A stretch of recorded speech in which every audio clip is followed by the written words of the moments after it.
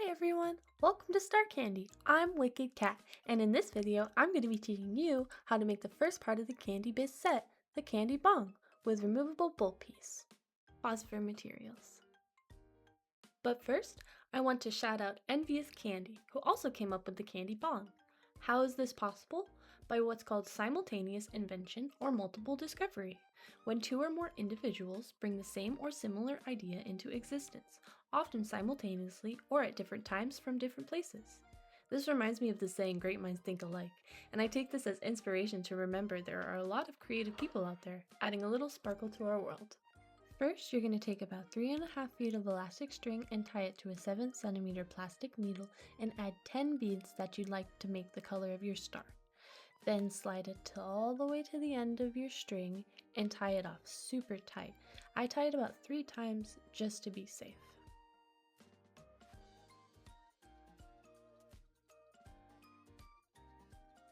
Cut the short string, but don't accidentally cut the long one, and push in and pull out every other bead until you form this star shape.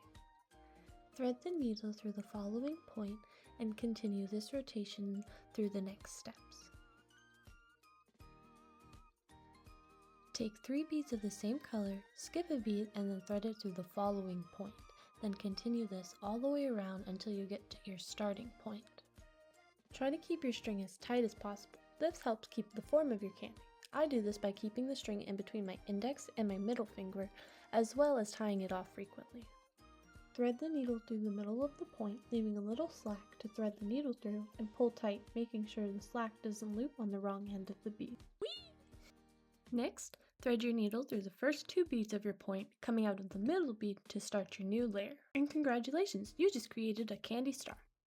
Add 4 beads in this order and thread them through the following point, repeating the previous steps and keeping the string tight and shaping your points. Continue this pattern all the way around until you get to the point that you started at, keeping it tight and shaping your points. Once you get to your last point, you're going to go through that bead, and then I'm going to tie it off just to keep the stability and keep it more firm. And you're just going to tie it off the same way you did before, going through the middle point, looping it through the slack, and pulling tight. Thread the needle through the first 3 beads of the point, starting your new layer. Your beads are going to start folding in. This is good. We are going to start the spiral now by adding 3 colored beads and 2 clear beads, threading them through the next point, keeping it tight and shaping your points along the way.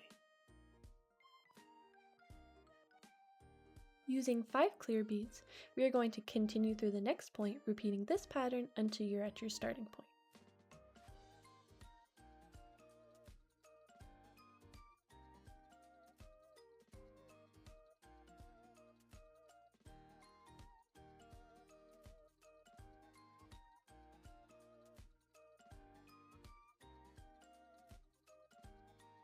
Once you're back where you started, start a new layer by threading your needle through all the colored beads till you're coming out of the new point, which should look a little something like this.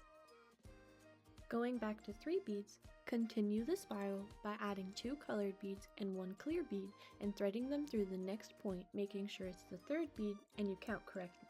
I make this mistake frequently and often have to undo many layers or restart the whole thing, or it breaks like this. Oh my stars. I'll be right back. Now that we are back, ignore the remains. Thread 3 clear beads through the following point. And repeat this with the clear beads all the way around until you get to your starting point.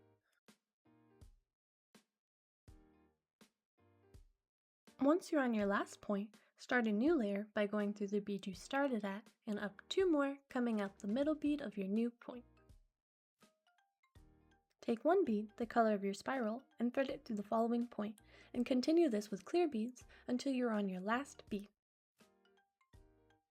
It's important that you count your placements properly because you can throw off the peyote stitch that we are about to start.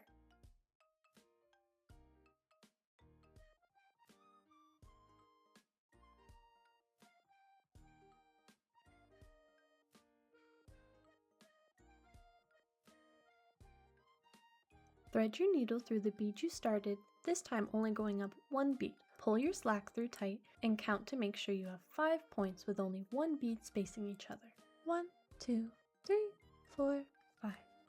Repeat the last steps 12 more rows up, making sure to continue your spiral by adding a matching bead to the one you previously thread through. I'm going to finish this row, then speed up the process. Feel free to pause or rewind the video if you get stuck at any point.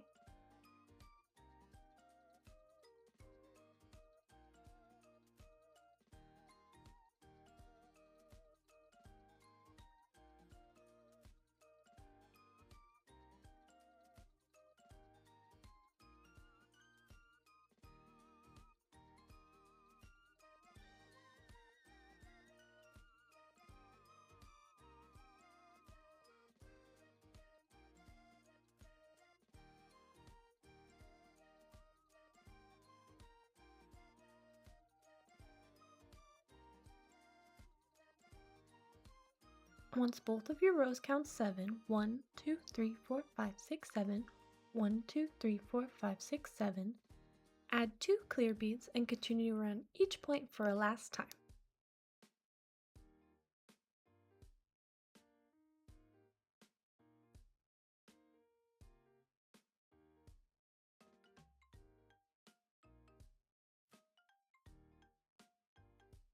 I'm gonna get you. On the last 2 beads, go through the bead you started from and tie it off 3 times. 1, 2, and 3. Then cut the excess string off and your base is finished. You could even stop here and make a flower and turn it into a vase as a cute gift. Now we're going to make the down stem with your excess string. Take both sides like so and add 1 clear bead to each side. Then thread both strings through 2 clear beads, pull tight, and add 1 bead to each side again, creating this bone-like shape. Then tie off your string. 2 times is really only necessary, and leave your excess string for later. Fold one of the bottom 2 beads under itself, straightening it out. This also helps keep it in place and lowers your risk of it falling out and breaking. With the tiniest string you have lying around, we're going to tie 3 clear beads together.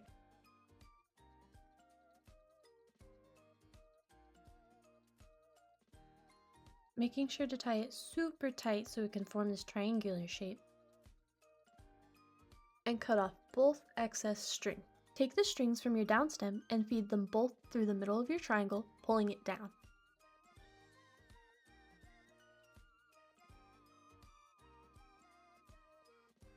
Once you get the strings through, it should look something like this.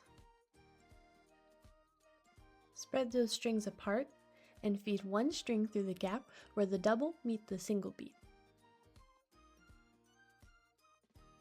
Pull through and tie off with the other string tightly.